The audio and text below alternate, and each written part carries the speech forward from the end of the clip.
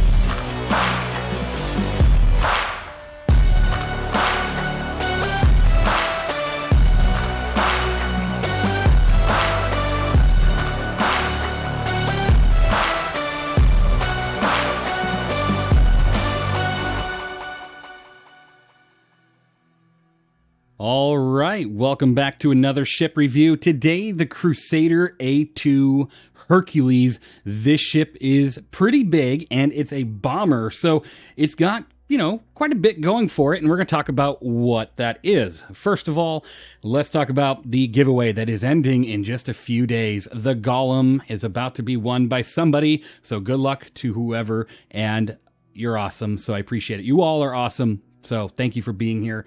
And then today on this review, I have a little bit of a crew joining me here to make sure each seat was operated for this review. So thank you, Winrar, Citizen Wren, Devil's Bed, Mandok, Meandering Stray, White Snake, and Zero Grav. You guys are all truly amazing. So thank you again. And so let's move on to this review here.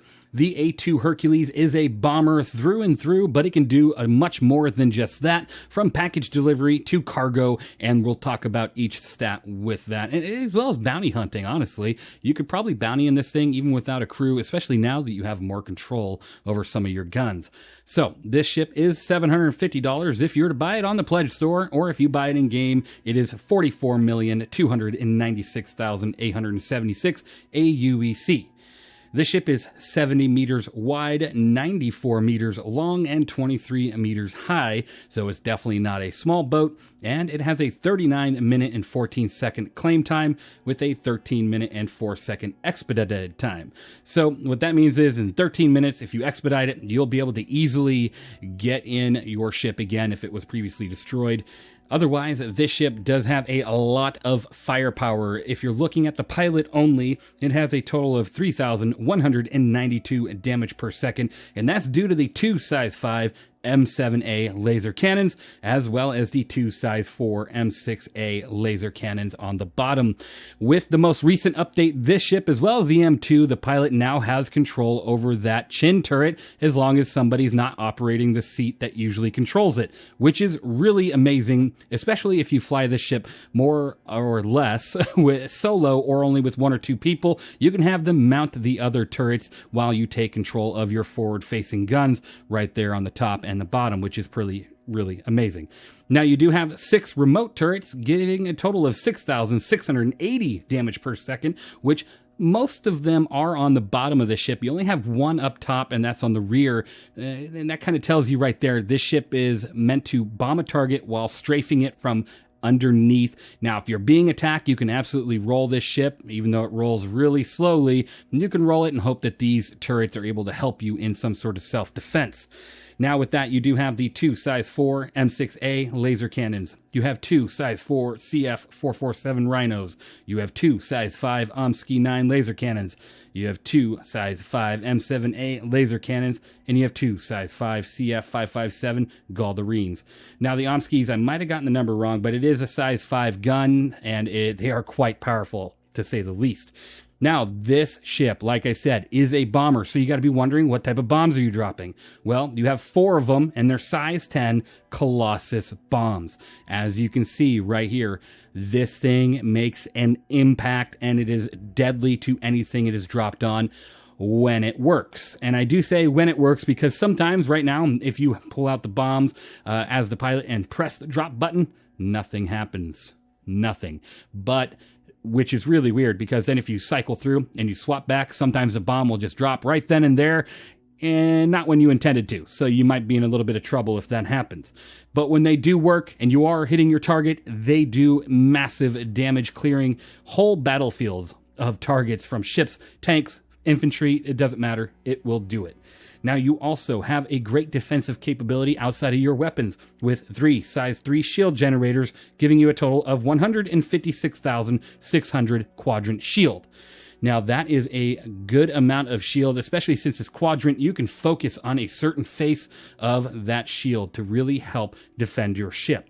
Now, you also have 112,530 ship HP, so when that shield is getting a battering and you lose it, you will still have a good amount of HP to allow you to hopefully get out of that combat zone and survive. Now, past that, this ship does have a top SCM speed of 160 with a top forward boost of 320 and a 170 backwards boost with a top nav speed of 950. So it's not going to be going anywhere fast, and when you're coming in to bomb a target, probably best to stay in nav mode until you start getting attacked, or you're getting up on your target, then you cycle over and you slow down and you aim and hit your target, which tends to work out as long as you're not getting shot right from the get-go.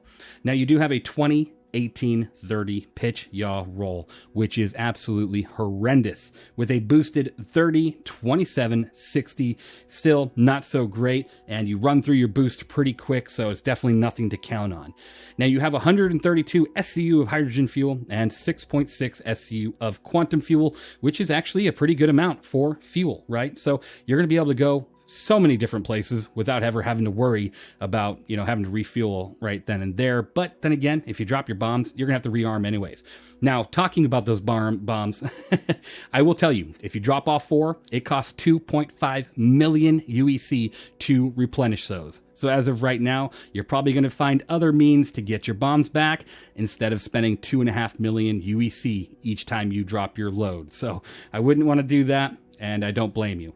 Now, this ship does not lose its cargo capability altogether. You can still carry 216 SCU of cargo inside of that cargo room using the cargo grid, among other things. This ship is still a military ship where you can transport the biggest ship ground vehicles in the game, from the Tonk, from the Storm, from the Ballista, all the other Ballista chassis that we actually tried to bring on board. But you can typically only carry one Ballista unless you squeeze it in there a little bit differently, but it is still possible.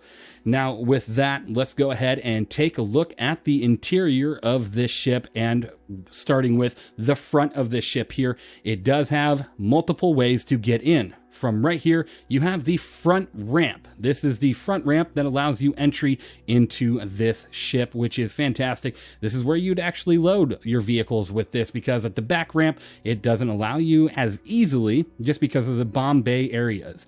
Now, right here is an elevator to go ahead and get into the ship, either floor 1 or 2. You would just call this down and it would allow you to have access, which is pretty cool. Now, we'll go through this front ramp here and take a quick look. This ship, like I said, has 3 ground entrances, this being one of them. Another one right there at the back. As you can see, though, the bomb bay areas do take up some of the space, so you'll be able to drive some vehicles here, but nothing like a Ballista or a Tonk, right? And you can open these doors using the button panels on the side right here. So pretty nice, pretty nice. And this is where your bombs would usually sit. We kind of ran through them all right now. Now, for everything else in this ship, you will go up to the next floor, which you have 2 options. This elevator here, or the ladder here, which I prefer to use. And you also have a relay down here, so something to keep an eye on when you are in the midst of engineering soon enough in our future. I'm trying to get this review done a little bit quicker instead of it being a 20-minute review, so bear with me as I quickly go through everything here in the ship. Here in the center, you have a lot of your component access right here in the middle. As you can see, this is where a lot of your components will be, as well as here towards the back, your storage. So if you hit open here, it'll bring you to your storage, which is really awesome, allowing you to store a lot of items.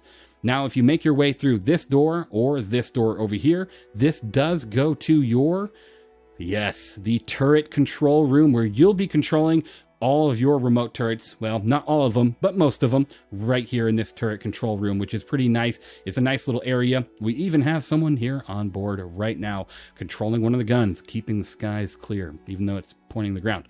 Now, you also have a relay station here, and then a massive armory with plenty of gun locations, armor spots, heavy weapon spots, like I said, armor spots, and all sorts of different weapons racks, which is just phenomenal. This thing can technically be quite the drop ship if you're wanting to use it like that. You know, bomb the heck out of a target and then drop in the troops.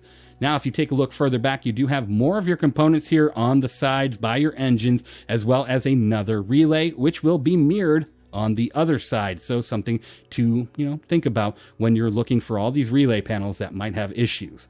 So again, all your components are accessible, and someday, you could probably repair them and take care of them all through here. Now, right here is your habitation deck. If you were to walk through this door, you do have all your beds for your crew, another relay station, and some storage areas. If you were to go ahead and press F, you'd be able to store some items in here. It's not like the physical, like the unphysical storage where you press it, the menu pops up, nothing like that. And then you have, of course, the bathrooms. You open up these doors here, and you have a bathroom on each side. So only two at a time, but at least they do have the bathrooms, and they're not terrible. They almost look like little escape pods. You get in here and you just get right out the bottom of the ship, right? That would be terrifying. But then again, right over here is the kitchen for the crew. You go ahead and enter here. You will have yourself a nice snack. Nothing of whatever's floating here. That's super strange. And then you have a nice little table and some seating. I don't know who put a worm on my ship. And it's just a pretty nice little kitchen area, kind of Star Wars-esque, right? Or if you're looking at the Intrepid, you'd probably have something like this here too. Looks pretty nice.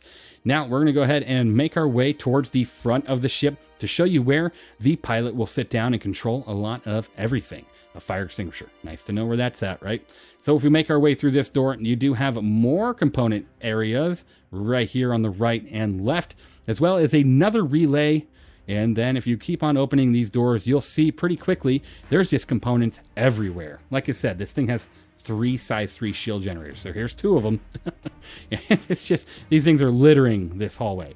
And then over here, you got a bunch of escape pods for your crew. Some of the crew is going to have to run from the very back of the ship to get here, but hopefully they can get there in time. You make your way through the next door. I swear, there's 15 doors between here and your exit. But honestly, it's just every door you hope for a brighter future, right? So you open this last door here, and you have some more, component access areas. One on the right, one on the left here, as well as another relay station, fire extinguisher, engineering terminal. And of course, the old famous press this here and put a handgun right in the center just to store it for the pilot so you don't get shot in the back. Now you have one of your turret control seats here, as well as a co-pilot seat and your pilot seat. Now, I wanted to show all the firing arcs in this ship, but that's really going to drag out the time, so not this time. Just know they all are on the bottom, and the firing arcs aren't bad at all. It's just they're not going to protect the top of your ship except for that back one, which I'll show you right now, the view of that. Otherwise, this view at the front here is very MISC, very mail slot, and it's not going to give you the most amount of visibility, but it is here. Now, honestly, this ship for me is an 87 out of 100, even with that bomb, price tag that you have every time you drop them. Even with the fact that this ship here is very expensive, it does the job that it's supposed to do when the bombs are working. But otherwise, you can carry cargo, you can carry ground vehicles. Take a look at this beautiful loading action here with the ground vehicles, the ballista. Moving them in here is just so much fun, and it's really fantastic dropping it off at a combat site. So tons of fun to be had. It just depends on that in-game price tag, or even outside of the game price tag, of whether or not you want to fly this ship. Let me know what you think of the A2 Hercules down in the comments below. Thank you for watching. You all are truly amazing, and I appreciate every single one of you. And I will see you all in the next one.